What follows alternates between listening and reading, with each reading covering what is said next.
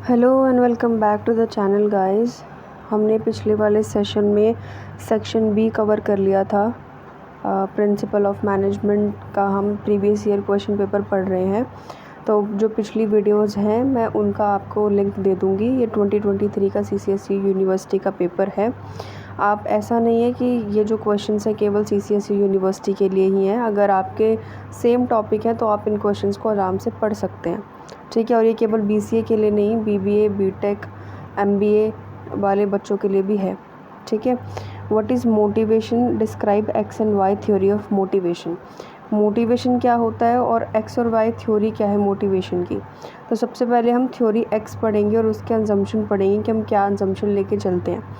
People inherently dislike work and will avoid it when possible. मतलब कि जो लोग होते हैं वो थ्योरी एक्स के अकॉर्डिंग क्या करते हैं, डिसलाइक करते हैं, काम को नापसंद करते हैं और उसको ज़्यादा से ज़्यादा अवॉइड करते हैं, नज़रअंदाज करते हैं, ठीक है। They prefer to be directed and avoid responsibility. वो क्या करते हैं कि जो भी उनको जिम्मेदारी दी जाती है, रोल्स एंड रिस्पॉन्सिबिलिटी दी जाती है, वो उसको क्या कर देते हैं, नज़रअंदाज कर देते हैं, अवॉइड कर देते हैं। Employees need to be closely supervised and control to perform task. जो एम्प्लॉय होते हैं उनको क्या करना चाहिए, सुपरवाइज़ करना चाहिए, अपने जो उनको टास्क दे रखा है उसको परफॉर्म करना चाहिए। बट थ्योरी एक्स में इसका उल्टा होता है। थ्योरी एक्स में इतने ज़्यादा लेज़ी लोग होते हैं कि वो क्या करते हैं, अपने सारे काम को अवॉइड करते हैं।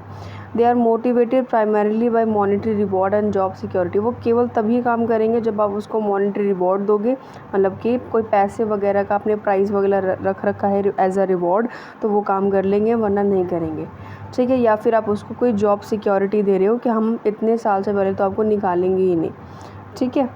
फिर है मैनेजमेंट स्टाइल। मैनेजमेंट स्टाइल क्या होता है कि मैनेजर्स के अकॉर्डिंग वो क्या होते हैं।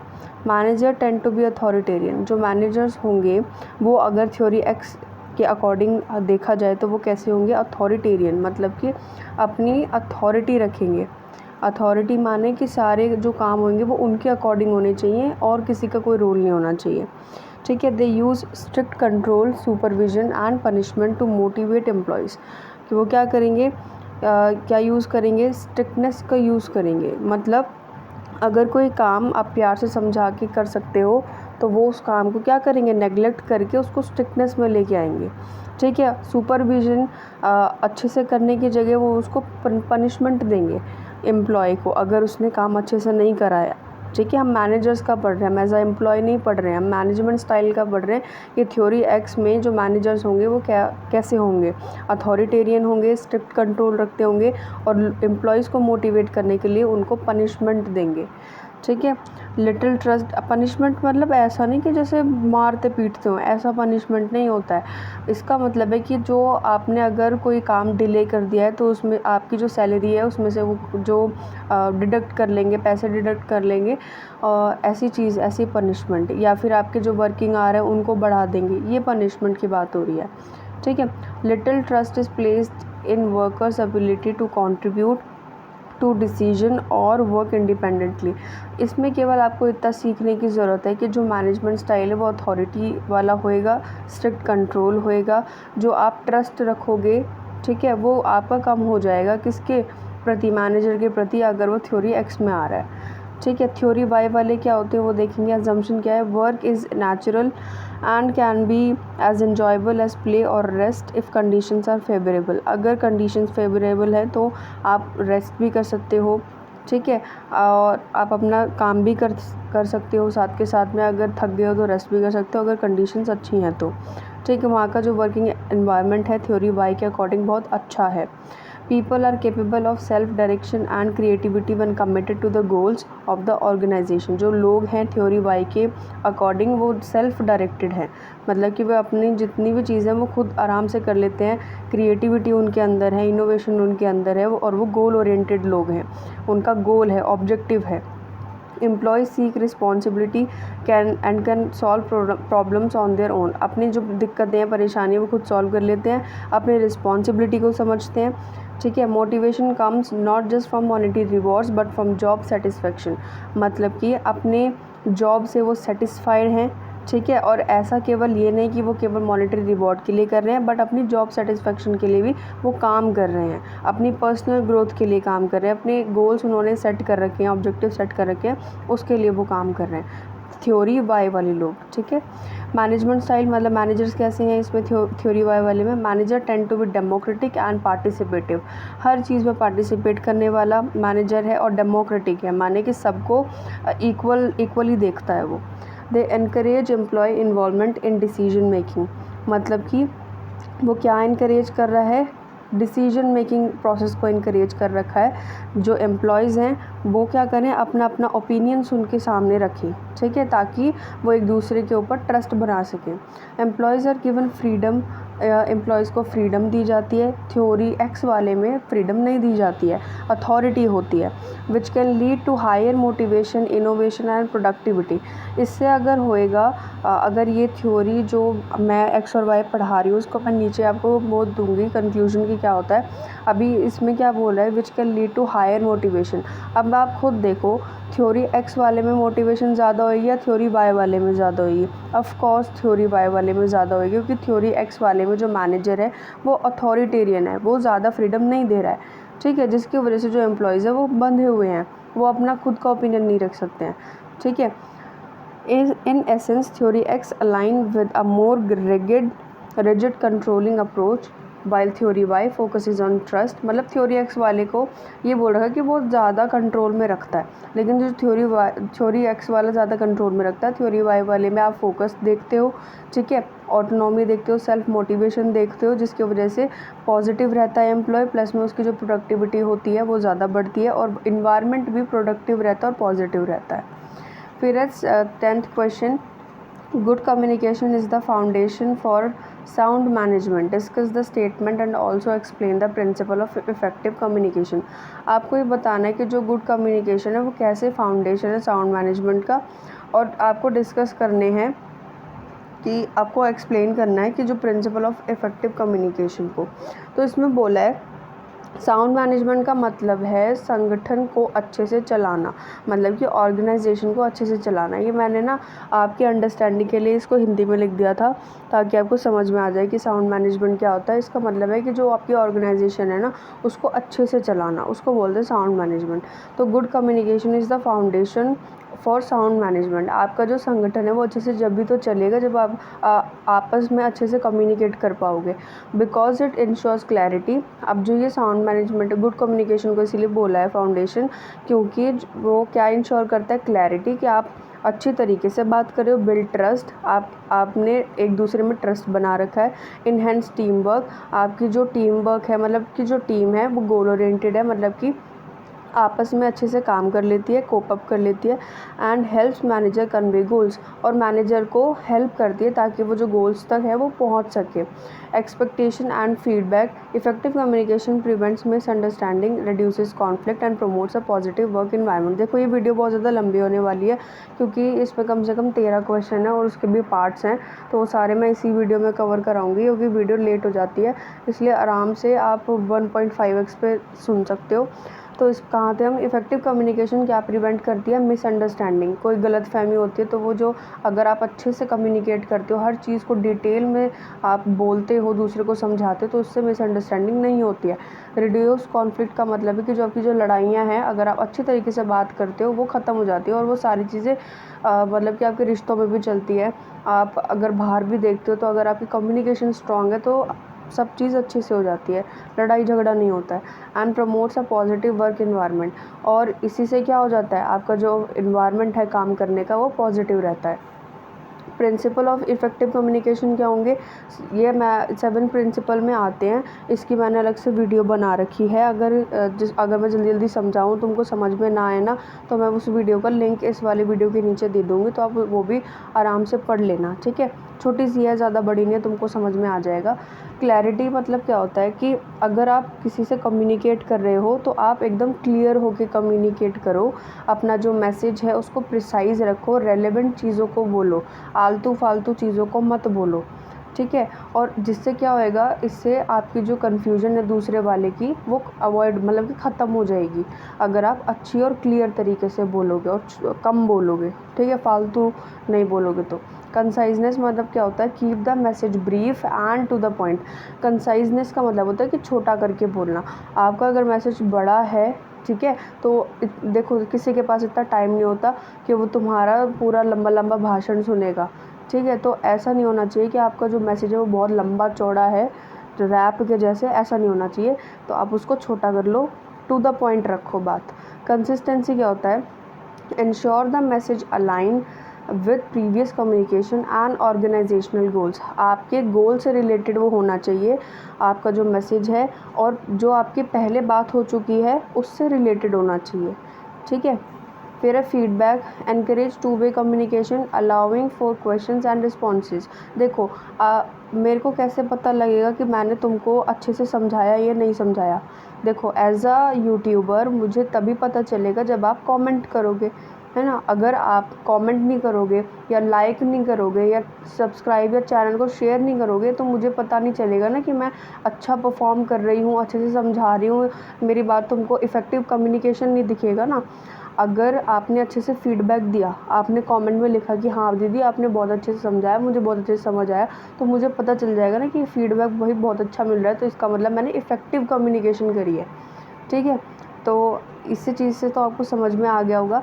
और हाँ, अगर किसी के मन में क्वेश्चन है तो वो कमेंट डाउन कर देता है। ऐसी ऑर्गेनाइजेशन में अगर क्लाइंट को कोई क्वेश्चन पूछना है तो वो तुरंत फीडबैक कर देता है, रिस्पॉन्स दे देता है अपना हाँ या ना में, ठीक है। तो वो भी बहुत ज़रूरी होता है अगर आपको इफ़ेक्टिव कम्युनिकेशन करनी है। तो अप्रोप्रिएट लैंग्वेज क्या होता है, use language suited to the audience understanding. देखो कई बार क्या होता है कि जो लोग होते हैं ना वो अपनी उसकी लैंग्वेज में बात करते रहते हैं। अगर कोई बंगाली है तो वो बंगाल में बात करता है, लेकिन सामने वाले को अगर इंग्लिश समझ में आ रही है तो आप बंगाली में कैसे बात कर सकते हो। ऐसा नहीं होना चाहिए कि सामने वाले को लैंग्वेज समझ में नहीं आ रही और तुम अपना अपना बोले जा रहे हो। तो अप्रोप्रिएट लैंग्वेज, उस लैंग्वेज का यूज़ करो जिसमें आप दोनों कंफर्टेबल हो, दोनों अच्छे से बात कर सकते हो, ठीक है। फिर है timeline, communicate at the right time to ensure relevance. माने कि आप सही समय चुनो बात करने के लिए। Listening, actively listening to other to understand their perspective. आप दूसरे का भी सुनो, अपना अपना मत बोलते रहो, ठीक है, कि आप अपना अपने तरह तोते की तरह बोलते जा रहे हो, सामने वाला सर पकड़ के बैठ गया कि भाई चुप हो जा। ऐसा नहीं होना चाहिए। फिर है question number 11, what do you understand by leadership, also describe the various styles of leadership. आपको लीडरशिप बतानी है क्या होती है और उसके स्टाइल्स बताने लीडरशिप के कि क्या क्या होते हैं। इसकी भी मैंने वीडियो बना रखी है, अगर इसमें समझ में ना आए तो इसकी प्रॉपर फुल डिटेल वीडियो बना रखी है मैंने, सारे टॉपिक्स कवर कर रखे हैं इसमें, प्लस जो प्रीवियस वाला मैंने आपको पढ़ाया ना 7 प्रिंसिपल्स ऑफ कम्युनिकेशन, उसके भी मैंने हर चीज़ वो कर रखी है, advantage, disadvantage, importance, role, responsibility, सब चीज़, तो आप वहाँ पर भी जाके देख सकते हो। तो लीडरशिप क्या होती है, leadership is the ability to guide, influence and inspire individuals और group to work toward achieving common goals. माने जो लीडरशिप होता है, जो लीडरशिप की क्वालिटी होती है, उसकी क्वालिटी क्या होती है, गाइड करना, दूसरे को गाइड करना, इन्फ्लुएंस करना अपनी बातों से, उसको इंस्पायर करना, ठीक है। किसको इंस्पायर करना, इंडिविजुअल्स को, लोगों को, या फिर ग्रुप्स को जो आपके साथ में काम कर रहे हैं, ठीक है। A leader plays a pivotal role in motivating team members. जो लीडर होता है वो बहुत बड़ा रोल प्ले करता है गाइस, क्योंकि अगर तुम्हारा लीडर ही तुम्हारे सपोर्ट में नहीं होगा तो तुम काम कैसे करोगे। अगर वो तुमको बताएगा ही नहीं कि चाय कैसे बनानी है, तो तुम गधे हो, तुमको कैसे पता चलेगा कि चाय कैसे बनानी है। वो तुमको बताएगा ना कि हाँ भाई 8 लोग बैठे हुए हैं तो तुम इतने चम्मच चीनी डालो, हाँ भाई इतने चाय पत्ती डलेगी। अगर ऑर्गेनाइजेशन के हिसाब से मैं बात करूँ, हाँ भाई कि जो प्रोडक्ट्स इतने हैं तो उसके अकॉर्डिंग तुम अपना प्लान करो, है ना, फोरकास्टिंग ऐसे करो, फोरकास्टिंग वैसे करो। तो अगर लीडर नहीं बताएगा तो तुम काम कैसे करोगे, ठीक है। तो लीडरशिप क्वालिटी बहुत ज़्यादा ज़रूरी होती है, ठीक है। तो लीडर क्या करता है, मोटिवेट करता है टीम मेंबर्स को ताकि वो अच्छे से काम करें, विजन सेट करवाता है लोगों का, और इंश्योर करता है कि जो हर एक जो इंडिविजुअल है वो गोल से ही चिपका रहे, अपने गोल से हटे ना, ठीक है। और जो आपका ऑर्गेनाइजेशनल ऑब्जेक्टिव है उसी पर डटा रहे। फिर है वेरियस स्टाइल्स ऑफ लीडरशिप क्या क्या है। ऑटोक्रेटिक लीडरशिप होता है। ऑटोक्रेटिक लीडरशिप माने कि इसका डिस्क्रिप्शन देती हूँ, इसका होता क्या है, जो लीडर है उसके ऊपर वो जो लीडर वो अपने ऊपर कंप्लीट कंट्रोल रखता है सारे एम्प्लॉयज़ का, ठीक है, over decision making and exercise authority without input from team member. मतलब कि इसमें टीम मेंबर्स का, एम्प्लॉयज़ का कोई रोल नहीं होता है, केवल और केवल जो लीडर होता है वो अपने अंडर सारी कंट्रोल को रखता है। जितना डिसीजन वो बनाएगा, प्लानिंग वो करेगा, डिज़ाइनिंग वो करेगा, एक्शन में वो लेके आएगा, इम्प्लीमेंट भी वही करेगा। मतलब कि सारा जो आपको मानना पड़ेगा वो केवल और केवल लीडर का मानना पड़ेगा, तुम अपनी तरफ से कुछ नहीं कर सकते। कैरेक्टरिस्टिक क्या है, इसमें क्या होता है कि बहुत जल्दी डिसीजन बन जाते हैं, क्योंकि नंबर ऑफ़ जो एम्प्लॉयज़ हैं डिसीजन लेने वाले वो कम है, केवल एक है, इसीलिए फास्ट डिसीजन बनेगा। स्ट्रिक्ट कंट्रोल मतलब कि जो कंट्रोल है ओवर ओपिनियन वो बहुत ज़्यादा स्ट्रिक्ट है, ठीक है, इसी की वजह से तो डिसीजन बहुत ज़्यादा फास्ट लिया जा रहा है। मिनिमल इनपुट फ्रॉम सबऑर्डिनेट्स मतलब कि जो एम्प्लॉयज़ हैं वो अपना इनपुट कम दे रहे हैं, अपने जो क्रिएटिव आइडियाज़ हैं वो कम दे रहे हैं। बेस्ट यूज्ड माने in situation that require quick decision. मतलब कि ये जो ऑटोक्रेटिक लीडरशिप मॉडल है वो किस चीज़ में ज़्यादा यूज़ आता है, वो उन सिचुएशन में ज़्यादा यूज़ आएगा जिसमें आपको डिसीजन बिल्कुल क्विक लेने होते हैं, जिसमें आप एम्प्लॉयज़ को पूछने तक का आपके पास समय नहीं है, इसलिए आप क्विक डिसीजन लेते हो, उसमें ये जो लीडरशिप मॉडल है वो यूज़ होएगा, ठीक है। फिर है डेमोक्रेटिक लीडरशिप, जिसको हम पार्टिसिपेटिव लीडरशिप भी बोलते हैं। इसका डिस्क्रिप्शन क्या है कि जो लीडर है involves team member in decision making. ये लोग इस लीडरशिप मॉडल में डिसीजन मेकिंग में आप इंडिविजुअल्स को अलाउ करते हो कि आप अपने इनपुट मुझे दे सकते हो, ओपिनियंस मुझे दे सकते हो, ठीक है।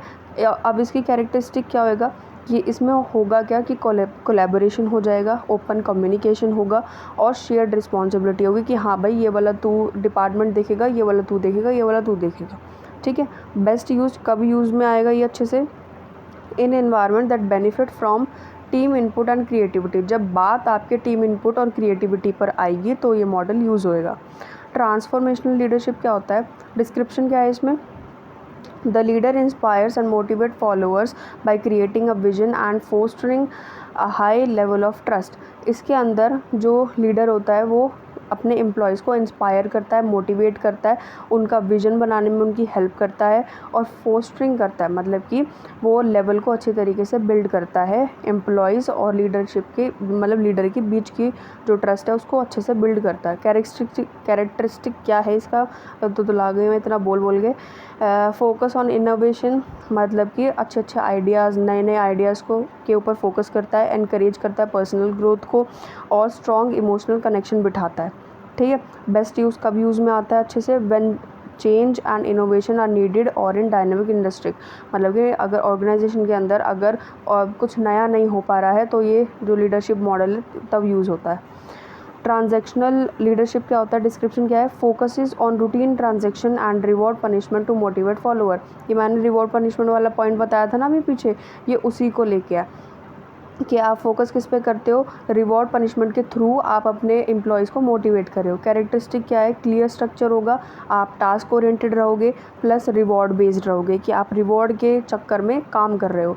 बेस्ट यूज कब यूज़ में आएगा, in environment when where task are clear cut and efficiency is paramount. मतलब कि आपको बहुत ज़्यादा एफिशिएंसी चाहिए प्लस और क्या होएगा, आप अपने टास्क को एकदम क्लियर कट रख रहे हो, तब ये चीज़ क्या होएगी, यूज़ होएगी। और ये लेज़ी फेयर जो आपका लीडरशिप है वो आता नहीं है, लेकिन फिर भी मैंने आपको दे दिया है तो आप इसको पढ़ सकते हो, ठीक है। फिर है आपका आगे 12 define strategy, also describe the steps taken in the formulation of strategy. ये मैं सोच रही हूँ नेक्स्ट वीडियो में कवर करा लूँ। और एक चीज़ और कि अगर मेरे 1000 सब्सक्राइबर हो जाते हैं तो मैं जो अपना जितनी भी मॉडल पेपर वगैरह हैं वो सारी गिव अवे कर दूँगी। और प्लस हाँ, एक चीज़ और बहुत ज़्यादा मेन पॉइंट तो रह गया, वो ये कि मैंने शॉर्ट्स वीडियो में चित्रा के जो क्वेश्चन बैंक के क्वेश्चंस हैं, अगर कोई अफोर्ड नहीं कर पा रहा मॉडल पेपर लेना, तो मैंने वो अपलोड कर दिए हैं तो जो प्रिंसिपल ऑफ मैनेजमेंट वाले स्टूडेंट हैं वो मेरी शॉर्ट्स को देख सकते हैं। उसके अंदर मैंने यूनिट 1 के पूरे section A, section B, section C तीनों डाल दिए हैं। जो आपका यूनिट 2 है उसका भी section A, section B, section C तीनों डाल दिए हैं। ठीक है, अब मैं आप यूनिट 3 बना के डाल दूँगी आपके 5-6 दिन में। मतलब ये मान के चलो इस वीक आपकी जो पूरा मॉडल पेपर है प्रिंसिपल ऑफ मैनेजमेंट का, उसके सारे क्वेश्चंस आपको उसी शॉर्ट में मिल जाएंगे। तो ठीक है, आप लोग मेरे साथ में बने रहो। मैं आपको फ्री ऑफ कॉस्ट सारे मॉडल पेपर के क्वेश्चन दे दूँगी। अगर उसके आंसर्स आपको चाहिए तो प्लीज़ कमेंट डाउन करना इस वीडियो के नीचे कि मैं सारे आंसर्स आपको उनके प्रोवाइड करा दूँ, प्लस समझा दूँ, प्लस वो क्वेश्चंस आपको इम्पॉर्टेंट वाले क्वेश्चंस की वीडियो बना दूँ जो पेपर में आ सकते हैं। ठीक है, मैं वो भी करने को रेडी हूँ, बस मुझे सब्सक्राइबर्स चाहिए, उसी से मुझे मतलब है।